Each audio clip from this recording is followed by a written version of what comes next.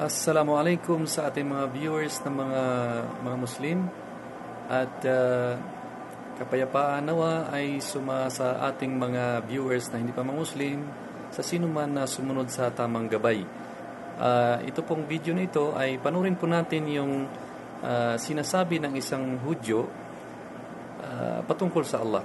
Sabay po nating panurin.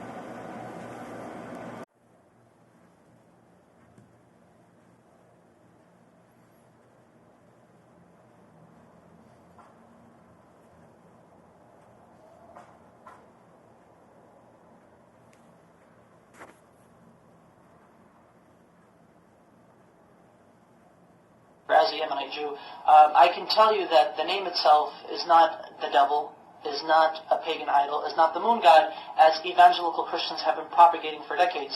This is a very, very sick cult, by the way, and their idiocy is quite redundant.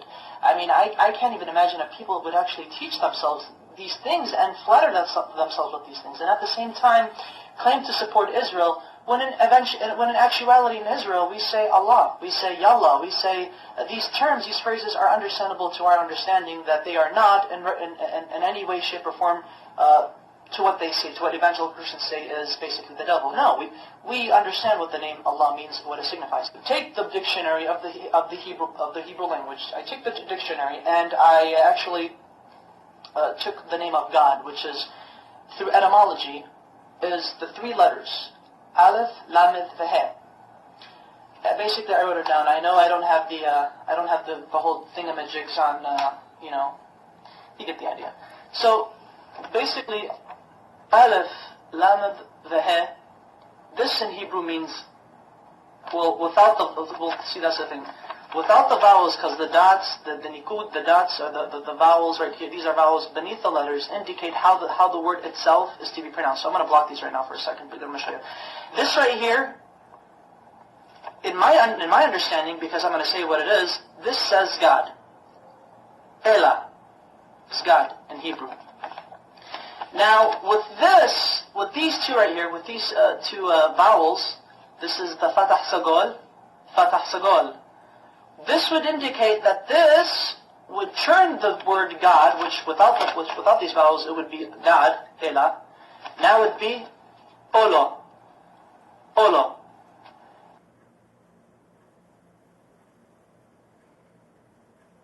Olo means a curse, an oath, or a covenant. Christian evangelicals love to use this. They like to say, but you see, Allah, with these vowels, indicates that Allah is a curse. Therefore, the Muslims are worshipping an evil God who is a curse onto humanity.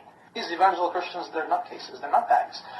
And I took it upon myself further to actually see how they got this idea that Allah, the Arabic name of God, is a curse, and more recently is the devil. I don't know how they do it, but they do it. Allah is not the devil. God forbid. May God even forgive me for saying such horrible things. But here's the Hebrew version of the Arabic name Allah once it is written in Hebrew. The Arabic name Allah has 4 consonants because Hebrew is like Arabic. It's almost similar. Same alphabet, same thing, just different script. This is the Arabic name of God.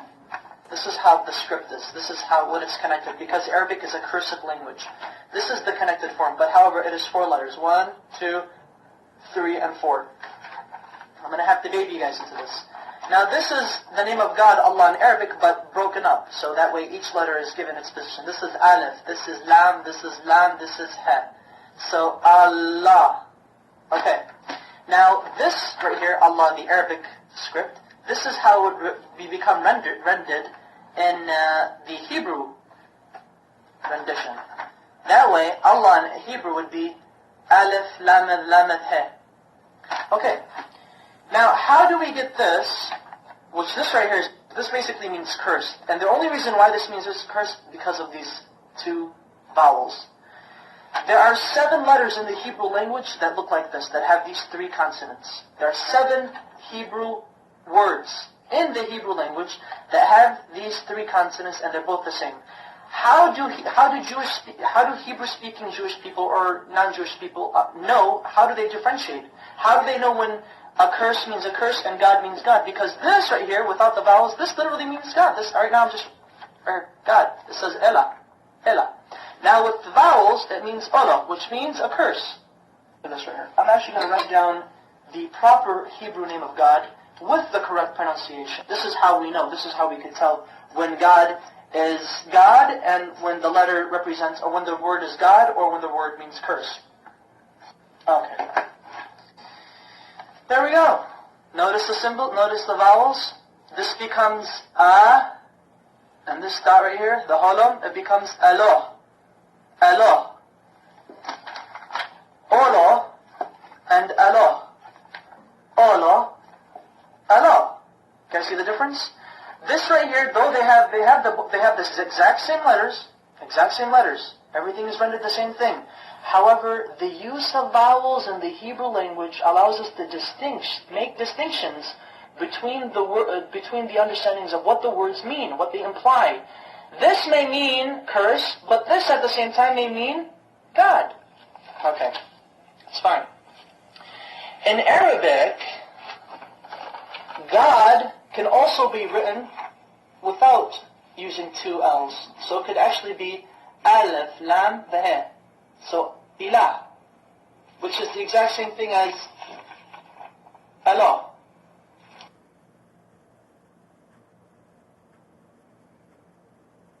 Their understanding of how they approach God is exquisitely the same. We do not share the system of belief with Christians that they and us worship the same God. No, we do not. So help me God. But Christian evangelicals do not worship the God of Israel. They do not worship the Islamic perspective of God. Maimonides, one of our greatest philosophers in Judaism, as well as a religious philosopher of Judaism, has quoted extensively in his beautiful Igeret Teiman, or the Epistle to Yemen, in which he was basically teaching and basically answering many questions brought forward to him. The Jews of Yemen asked, what is your position of Muslims? Are they considered idol worshippers? Are they considered paganists? And Maimonides said, the Muslims, the idolatry has been removed from their hearts. A Muslim does not know idolatry, he does not know paganism, he has no form of whatsoever of any grain left in his heart.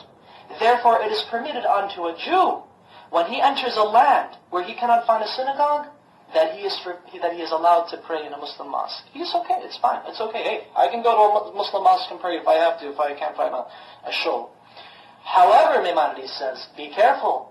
If a Jew enters a land where there is no mosque or a synagogue, then he is forbidden to enter a Christian church if there is one. Do not pray in a Christian church. And the reason why is because Christians do not worship the same God we do. They worship the pagan. They are idolaters. They are called Avodah Zarah in Hebrew, which means idol worshippers. So exquisitely said, so wonderfully stated. Oh my goodness! And it's quite interesting that unfortunately there should be more Jews actually stating the facts as it is. That Muslims and Jews and Muslims, we both worship the same God. No matter what these crazy evangelical Christians are saying, they're basically nutbags. Whatever they say, they just try to come up with exceeding lies, redundant lies. The type of lies that only a child in the kindergarten could easily make up. And emphasize that Arab Christians, and this is what's also funny, and thankfully I remember this, because this is what I really wanted to say, get a load of this Christian evangelics. I should refer to you guys as evangelics.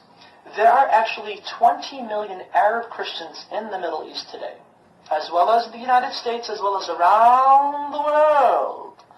And Arab Christians and their religious services and their Sunday services and Mass or whatever God frickin' services they have, Arab Christians refer in the Arabic Bible, the Arabic translation of the Bible, they say Allah in reference to God. Now, I would like to ask these evangelicals, what say ye of these people who claim to believe in your Jesus? What say ye to them?